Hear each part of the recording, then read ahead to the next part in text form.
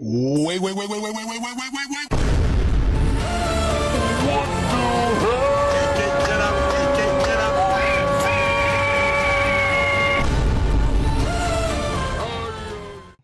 Buenos días, alumnos y profesor presentes.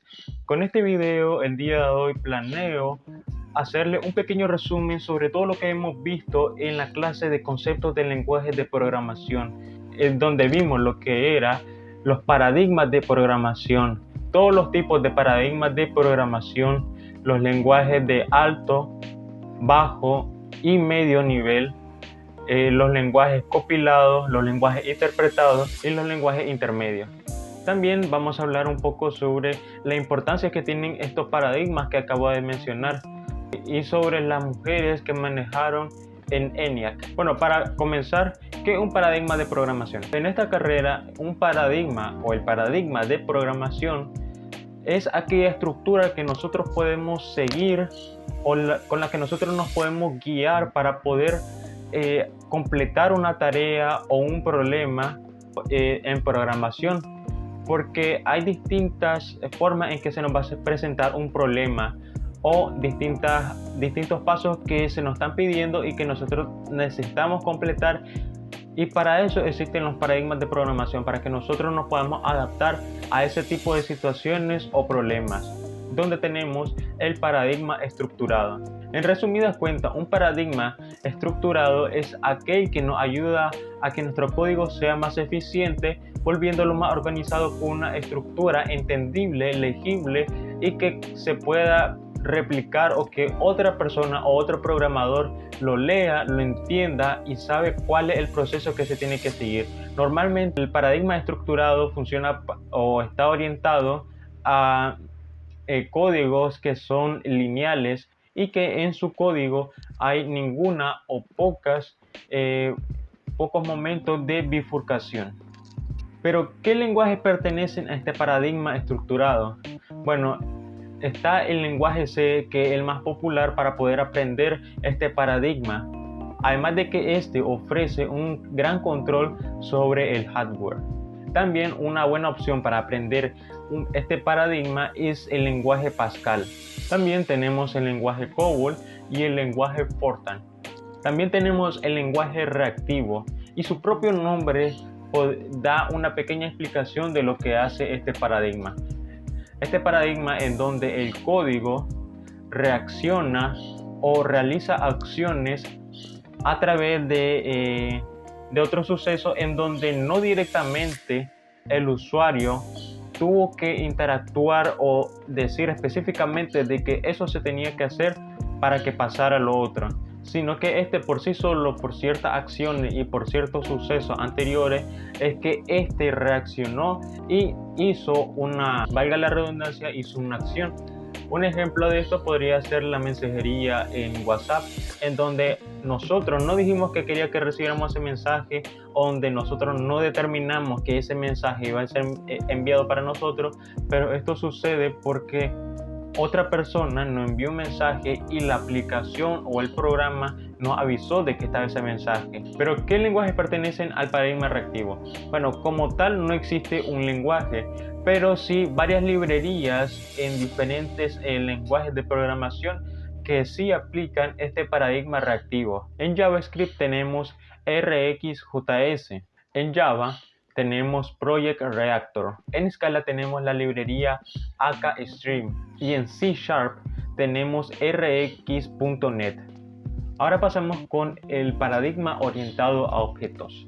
Este paradigma también se explica por sí solo con su nombre, en donde nosotros podemos interactuar de cierta manera con objetos reales, por así decirlo, pero que están dentro del código.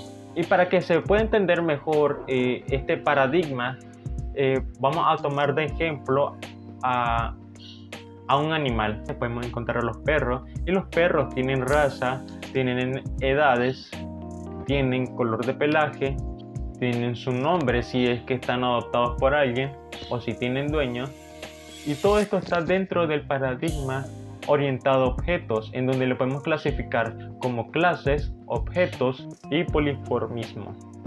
¿Qué lenguajes pertenecen a este paradigma? Tenemos C++, tenemos C#, Python, Ruby y PHP y Swift.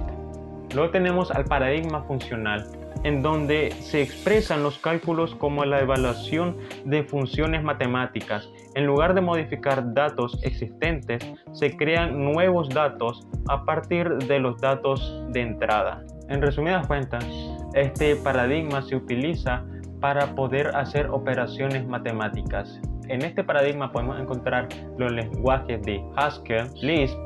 Luego tenemos al paradigma lógico, en donde este se resume en dos cosas: verdadero y en falso. Un ejemplo de esto podría ser cuando nosotros queremos verificar nuestro correo electrónico para poder iniciar sesión en una aplicación, en donde tenemos que poner nuestro correo electrónico y nuestra contraseña. Nuestro acceso está siendo o se toma como falso porque aún no hemos ingresado nuestras credenciales, pero en el momento en que nosotros ingresamos de manera correcta nuestras credenciales, entonces la variable que nos permite entrar, que antes estaba como falsa, ahora está como verdadera y nos permite la entrada a nuestra cuenta o iniciar sesión en alguna aplicación. Los lenguajes que pertenecen a este paradigma son Prolog y Datalog. Y ya por último tenemos a los lenguajes multiparadigmas, en donde un solo lenguaje puede compartir varios paradigmas, en donde podría ser un lenguaje con un paradigma lógico y un paradigma estructurado. Los lenguajes que son multiparadigmas es C++, Python, C#, JavaScript y Ruby. Y bueno, ¿por qué es importante todos estos paradigmas que acabo de mencionar? Como se mencionó en el principio, los paradigmas se utilizan para poder darle forma o tener ciertos pasos o tener de manera organizada las cosas que tenemos que hacer. Porque si nosotros no tuviéramos estos paradigmas, probablemente tendríamos otras herramientas que nos podrían ayudar a poder crear nuestro código. Pero esencialmente son eso, herramientas que nos ayudan a poder estructurar, a poder formar de manera eficiente nuestro código sin que se vuelva algo ilegible o algo poco legible, tendiendo más a la organización y teniendo una dirección fija. Porque si no tuviéramos este paradigma o estos paradigmas, entonces la dirección que nosotros tomaríamos en nuestros proyectos sería incierta, ya que tenemos una idea de cómo hacerlo, pero luego tenemos otra y la tomamos y luego tomamos otra y se vuelve algo muy inestable. Pero con estos paradigmas nosotros podemos tener una idea de lo que vamos a hacer y cómo lo vamos a hacer. Y todo esto hace que los paradigmas sean muy importantes para un programador. Ahora vamos a hablar sobre los lenguajes de bajo, medio y alto nivel, ya que han existido distintos lenguajes que han sido interpretados o entendidos por las computadoras de manera distinta. Tenemos a los lenguajes de bajo nivel, son los que hablan o son esos lenguajes que hablan en ceros y unos, y esto fue con lo que se inició antes en la programación, porque no había un lenguaje en sí, sino solo este con el que nosotros podíamos darle instrucciones a la computadora y poder realizar operaciones sencillas hasta cierto punto. Luego llegaron los lenguajes de medio nivel, que eran ya unos lenguajes más entendibles para nosotros, pero que aún se comunicaba más directamente con la computadora, como era el lenguaje C, en donde este tiene una gran conexión con el hardware y con la computadora en sí. Luego tenemos los lenguajes de alto nivel, que ya esto es lenguaje humano, que nosotros podemos entender y comprender, y que por medio de este se nos hace más fácil la tarea de poder programar y dar instrucciones a una computadora, en donde ahora nosotros tenemos un intermediario en donde se traduce lo que nosotros le estamos diciendo a la computadora y este realiza la tarea que nosotros le dijimos. Pero, ¿qué son estos intermediarios? Los lenguajes compilados, los lenguajes interpretados y los lenguajes intermedios. Los lenguajes compilados son aquellos en donde nosotros escribimos una instrucción en nuestro idioma, por ejemplo, printf, hola mundo, Y todo eso se traduce completamente en lenguaje de computadora o lenguaje de 0 y 1 para que la computadora pueda entender lo que tiene que hacer y lo que va a hacer. El problema de los lenguajes compilados es que cuando nosotros queremos realizar una corrección, nosotros tenemos que detener el programa, realizar la corrección y volver a ejecutarlo y volver a probarlo y llegar hasta el punto en donde nosotros queríamos corregirlo. Pero esto no sucede con los lenguajes interpretados, en donde este se ejecuta línea por línea. Esto quiere decir que si nosotros escribimos un código o una línea y queremos luego corregir esa línea después de haberlo ejecutado, no hay necesidad de detener el programa o detener el código, sino que simplemente nosotros corregimos en tiempo real esa línea y la corrección se va a proyectar de manera casi inmediata en la pantalla. Y luego tenemos el lenguaje intermedio, que en donde nosotros escribimos un código y se genera para luego ser ejecutada por una máquina virtual. Un ejemplo de esto podría ser Python, y donde aquí va a estar apareciendo un ejemplo de lo que podría ser una máquina virtual. Ya por último, en estos puntos tenemos a las mujeres de ENIAC. A estas mujeres que son poco recordadas, porque en todo el tiempo que yo he estado aprendiendo sobre programación o sobre las computadoras, así por encimita, siendo sincero, no he escuchado sobre estas mujeres. La he visto en fotos en donde se mostraba la computadora ENIAC, pero no se decían quiénes eran estas mujeres, por qué eran mujeres, porque solo ellas aparecían ahí. No había ningún hombre cerca cuando se mostraban las fotos del ENIAC, sino solo mujeres que la estaban ocupando. ¿Y por qué fue esto?